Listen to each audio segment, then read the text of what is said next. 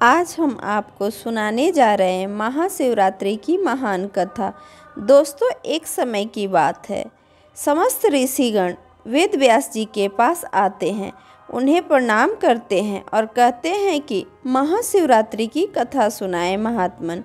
तब महर्षि वेद व्यास जी सुनाना शुरू करते हैं और कहते हैं, इससे सुनने मात्र से कोटि कोटि पाप भस्म हो जाते हैं। इस कथा को कभी सुनने वाला दरिद्र नहीं रहता, उसकी सारी मनोकामनाएं पूर्ण हो जाती है। अब यह कथा शुरू होती है। एक निषाद था। पूर्व काल की बात है। मध्य देश के वन में एक भील निवास करता था। उसका नाम गुरु ध्रुव था। उसका परिवार बड़ा था। झील का स्वभाव अत्यंत क्रूर था। उसके अनुसार कोई भी वो काम क्रूर ही करता था। प्रतिदिन वन में जाकर मृग को, अन्य पशुओं को मारता था और अनेक स्थानों पर चोरी करता। उसने बचपन से कोई शुभ कार्य नहीं किया था। उसके इस कर्म को करने मात्र से वन में निवास करता उससे दुरात्मा भील को बहुत समय बीत गया। तदंतर महाशिवरात्रि के व्रत का दिन आ गया, किंतु वह दुष्ट भील वन में निवास करता रहा। वह इस व्रत के बारे में नहीं जानता था। उसी दिन उसके माता पिता पत्नी भूख से पीड़ित होकर उसे याचना करने लगे। वने चंद कर उनके द्वारा इस प्रकार की याचना से वह भील तुरंत ही धनुष निकालकर शिकार करने के लिए चला गया। उसी दिन उसने शिकार की खोज की। उसे ना कोई हिरन दिखा और ना ही कोई खरगोश। वह दिन भर हाथ में धनुष लेकर घुमाता रहा, लेकिन उसे भोजन की प्राप्ति नहीं हुई और सूर्यास्त का समय हो गया।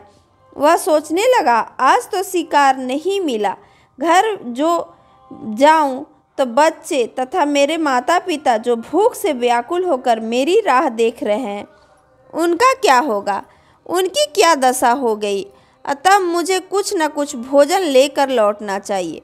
उसने निश्चय करके एक बेल के पेड़ पर चढ़कर साथ जल लेकर बैठ गया।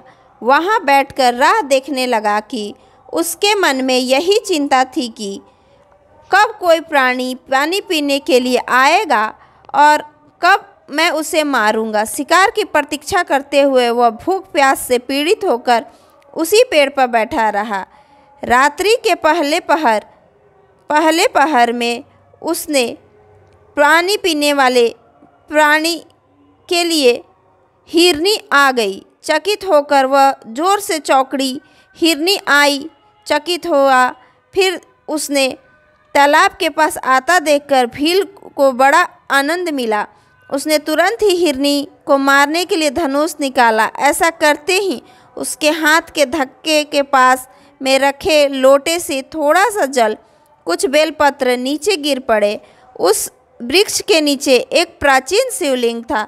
वह बेलपत्र जल उस शिवलिंग पर गिर पड़े। जल बिल्व पत्र शिवलिंग पर गिरने से पहली पहर की पूजा संपन्न हो गई। पाप तत्काल नष्ट हो गया और हुई खड़खड़ाहट हट की आवाज़ से हिरनी सतर्क हो गई। उसने ऊपर देखा तो वह भील हाथ में तीर कमान लेकर निशाना साधे लगाते हुए हिरनी व्याकुल हो गई। उस भील से उसने बोला कि हे व्याध, रुक जाओ, कृपया मेरा शिकार मत करना। यह सुनकर भील कहने लगा, मृगी, आज मेरे घर के लोग भूखे हैं, इसीलिए मैं तुम्हें मारकर उनकी भूख मिटाऊं। उस भील के ऐसे वचन सुनकर हिरनी अत्यंत ही दुविधा में पड़ गई और सोचने लगी कि अब वो क्या करे, अपनी रक्षा कैसे करे। हिरनी, हे भील भाई, मेरा मांस खाने से यदि तुम्हारे घर के लोगों की भूख मिटती है तो ठीक है, तुम मेरा शिकार अवश्य कर लेना, किंतु मेरी बात सुनो।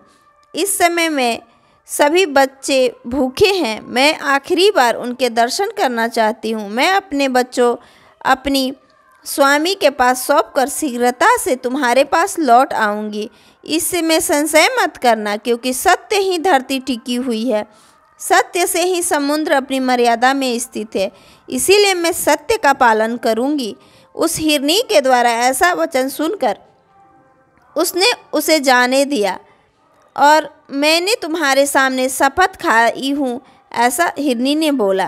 पाप ब्राह्मण वेद बेचने पर लगता है। पति का अपमान करने वाली तथा बेविचार करने वाली स्त्री पाप करने लगती है।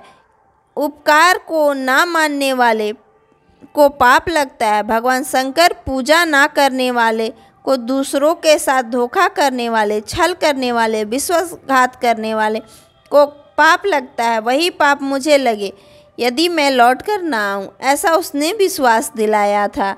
उस हिरनी की बहन उसे खोजते हुए उस तालाब के पास आ जाती है। भील तुरंत अपना धनुष निकाला, उस हिरनी की बहन को निशाना बनाया। फिर पहले की तरह बिलपत्र और जल नीचे स्थित शिवलिंग पर जा गिरा। दूसरी पहर की भी पूजा संपन्न हो गई। पेड़ के ऊपर से आवाज़ आते ही हिरनी की बहन ने ऊपर देखा तो भील था। ऐसा वचन बोला कि मेरी बात सुनो हे भील भाई, क्योंकि मेरे इस शरीर को खाने से किसी की तृप्ति हो नहीं रही, परंतु तुम मुझे अभी मत मारना। घर में मेरे छोटे छोटे बच्चे हैं। तुम मुझे एक बार जाने दो, मैं बच्चों को अपने स्वामी बहन के पास सौंप कर तुम्हें लौट आऊँगी। भील उसे भी जाने दिया। उसके बाद उसी तरह उसके चारों पहर की पूजा संपन्न हो गई। उसके बाद सब परिवार सहित सारे हिरण के परिवार आते हैं और अपने को मार डालने के लिए भील को कहते हैं। भील उनमें से किसी को नहीं मारता है। उसके बाद भगवान भोले बाबा प्रकट होते हैं और सबको अपने अपने धाम में ले जाने के लिए सब परिवार सहित आशीर्वाद देते हैं।